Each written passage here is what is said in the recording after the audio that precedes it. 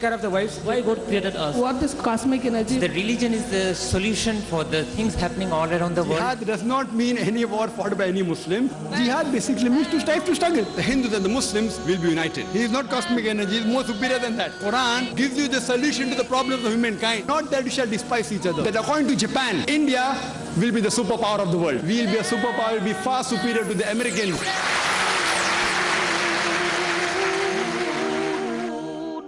Alhamdulillah. Wassalatu wassalam ala rasulillah wa ala alihi wa sahbihi ajmain. Amma ba'd. A'udhu billahi minash shaitanir rajim. Bismillahir rahmanir rahim. Udu ila sabili rabbika bil hikmah wal mau'izatil hasana wajadilhum billati hasan. Rabbi shrah li sadri wa yassir li amri wahlul 'uqdatam min lisani yafqahu qawli. I welcome all of you with Islamic greetings. Assalamu alaikum wa rahmatullahi wa barakatuh. May the peace, mercy and blessings of Allah subhanahu wa ta'ala be on all of you. You are most welcome to ask any questions on Islam and comparative religion. If there are any questions, you are most welcome, brothers and sisters. Yes, brother. Late Pope John II is said to have proclaimed 500 saints in his tenure, more than that done in centuries. On a single day, he had proclaimed around 130 saints. Now, the present Pope Benedict, he is told now to exercise caution and see that there is a stricter definition in terms of proclamation of saints. So, why is this sudden change of stance? That I want to know. The brother asked the question that the earlier Pope was the Pope John Paul II. He had said that more than 500 saints, and in one day per 130 saints according to the brother. But the new Pope appointed Benedict, he says that we should take little precaution. And how far do the Christians revere the saint? As far as sainthood is concerned, according to the Christian church, they say that for a person to have sainthood, it requires certain qualities. That first of all, you cannot appoint sainthood to a person who is alive. That's one of the criteria. You can only appoint that sainthood after the person dies. Second point, there should be certain miracles that the person has done, or certain deeds. So based on these things, whoever is the highest authority, that is the Pope, he can proclaim that this particular human being, whether man or woman, was a saint. For example, Mother Teresa, previously they were reviewing whether she should be appointed as a saint or not, and there were a lot of pros and cons for that. But there are certain requirements. But whatever people will differ. So the new Pope, when he came, he may differ with the earlier Pope that whether all these people should have been given sainthood or not. The only person who can give sainthood is the Pope. So the difference of opinion between the popes may differ.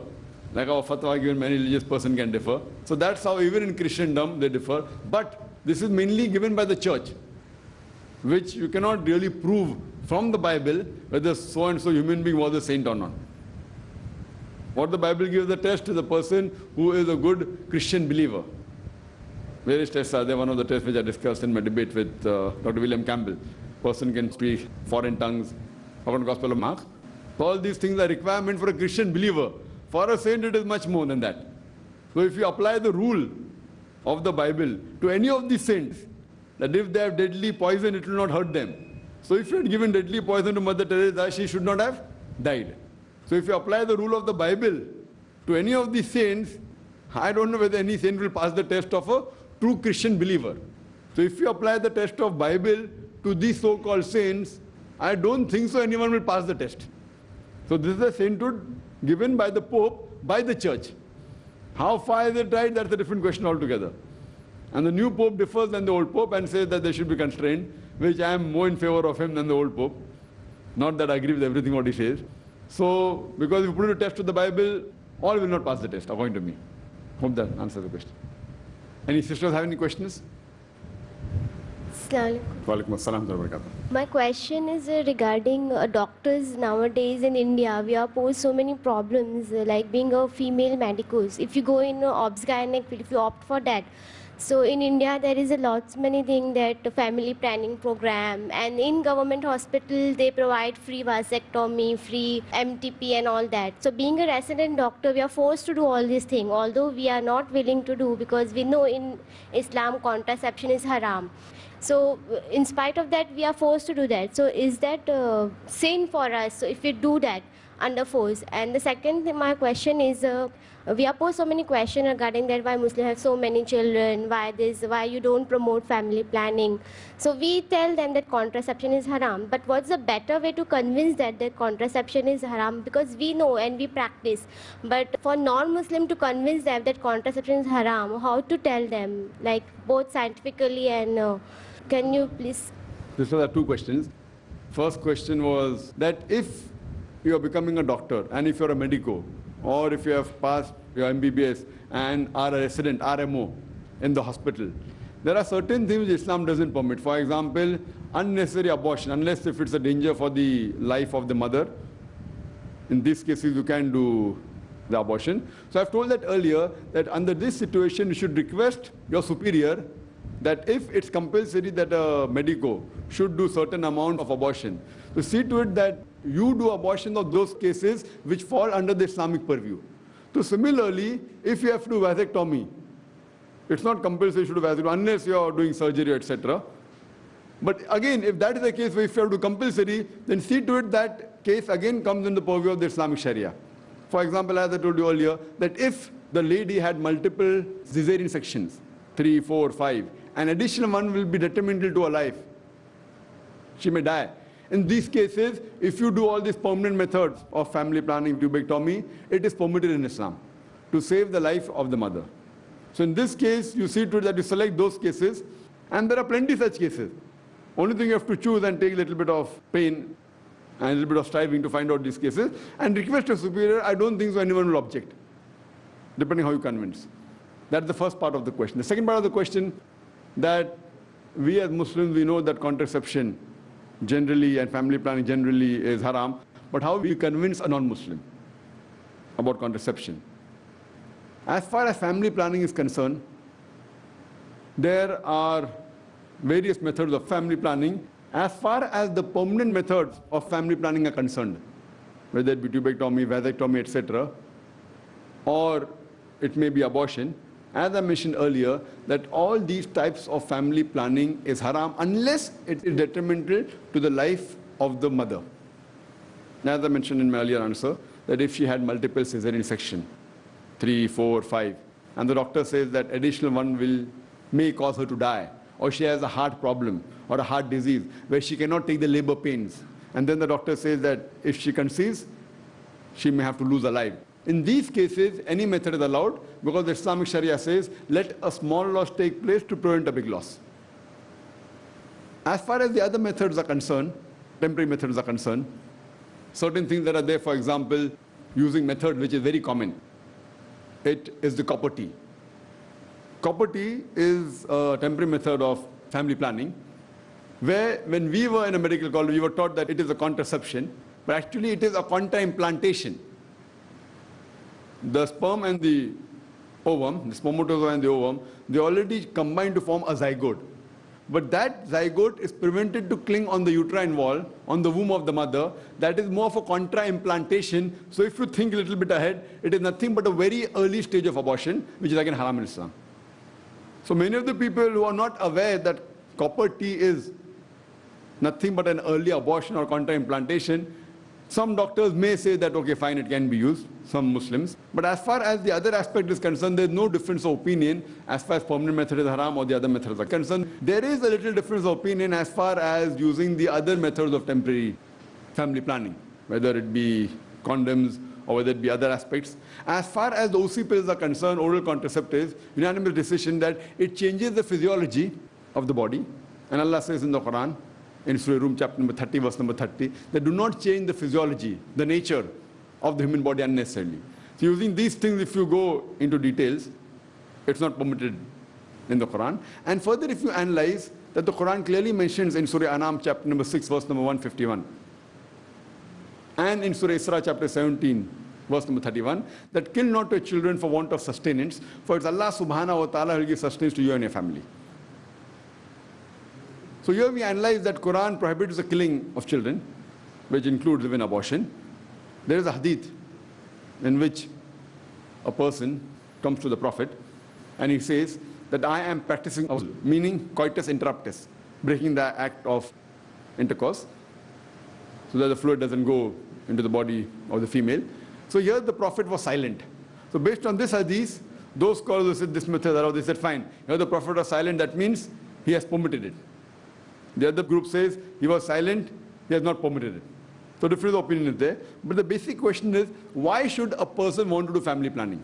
So if you want to ask or speak to a non-Muslim, that why do you basically want to do family planning?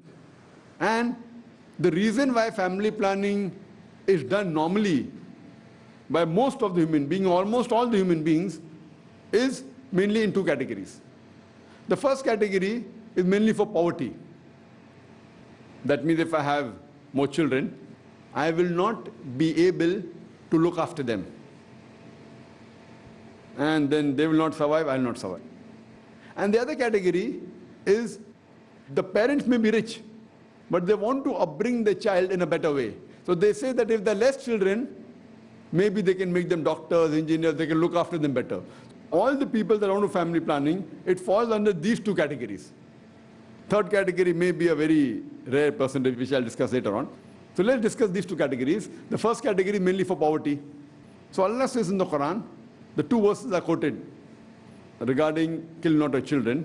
If you analyze, they appear to be the same, but there's a difference of chalk and cheese. In the first verse in Surah Anam, chapter number 6, verse number 151, Allah says, kill not your children for want of sustenance, for it is Allah subhanahu wa ta'ala who will give sustenance to you and your children. And the next verse of Surah Isra, chapter number 17, verse number 31 says, kill not your children for want of sustenance, for it is Allah subhanahu wa ta'ala who will give sustenance to your children and you. So only the order is reversed. In the first verse it says, Allah will give sustenance to you and your children, and the second verse says, to your children and you. So on the face of it, we say it's exactly the same meaning. What difference does it make?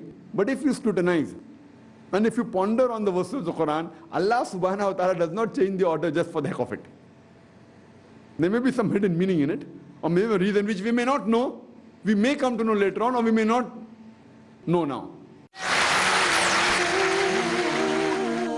In the first verse in Surah Anam, chapter number 6, verse number 151, Allah says, kill not your children for want of sustenance, for it is Allah subhanahu wa ta'ala who will give sustenance to you and your children. And the next verse of Surah Isra, chapter number 17, verse number 31 says, kill not your children for want of sustenance, for it is Allah subhanahu wa ta'ala who will give sustenance to your children and you. So only the order is reversed. In the first verse it says, Allah will give sustenance to you and your children, and the second verse says, to your children and you. So on the face of it, we say it's exactly the same meaning. What difference does it make? But if you scrutinize, and if you ponder on the verses of the Quran, Allah subhanahu wa ta'ala does not change the order just for the heck of it. There may be some hidden meaning in it, or maybe a reason which we may not know, we may come to know later on, or we may not know now. If we analyze, there are mufassirins who have said, the reason that the order is reversed is, the first verse refers mainly to the poor people. Those who think that if we have more children, even I will die and we will die. Because then I'm earning of just a small amount to look after the child while looking after, I'll die and he'll die. So Allah says, don't worry, Allah will give sustenance to you and your children. So here the first reference is to the person and then his children. The next verse, it refers to the rich people. Those who say that if we have more children, there's no problem in our living of life.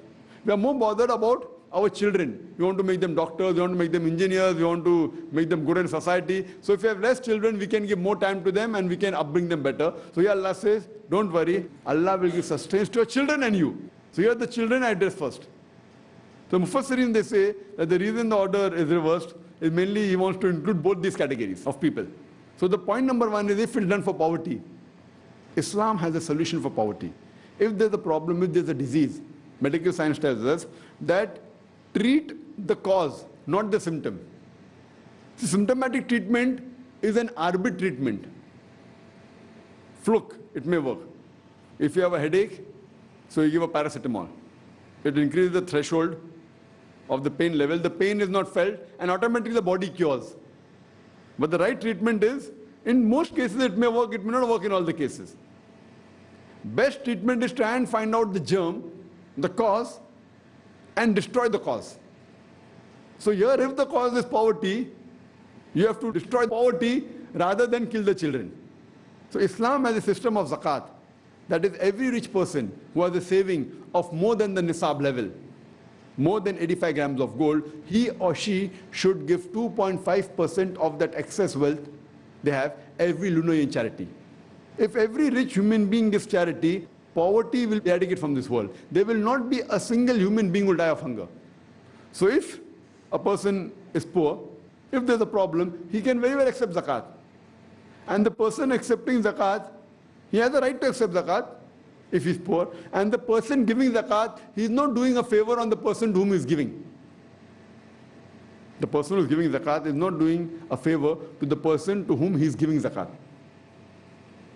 Why? It is his duty. Allah has given him wealth. So, if you really are poor and have a problem, you can take zakat from the ummah and continue living.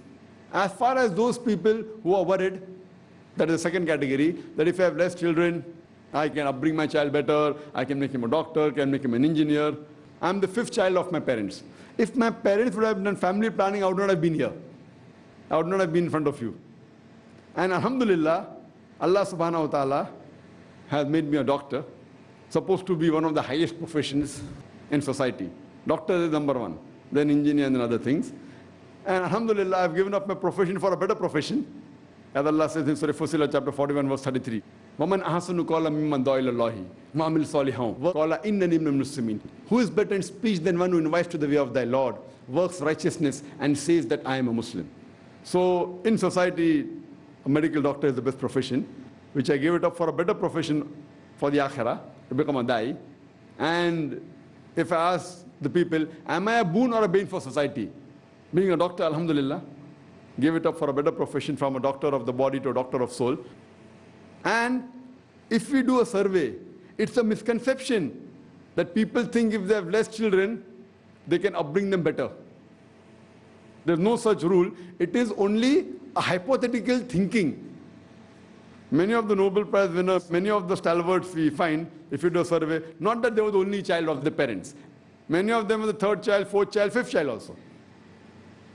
So this is just a fallacy to think that if you have less children, you may be able to upbring them better. And many a times, he may be the first child, but he may be one amongst five. So yet, that means his parents have not done family planning. So this is a misconception to think that if you have less children, you can upbring them better. It is mainly you strive in the way of Allah subhanahu wa ta'ala, and Allah opens up your pathways.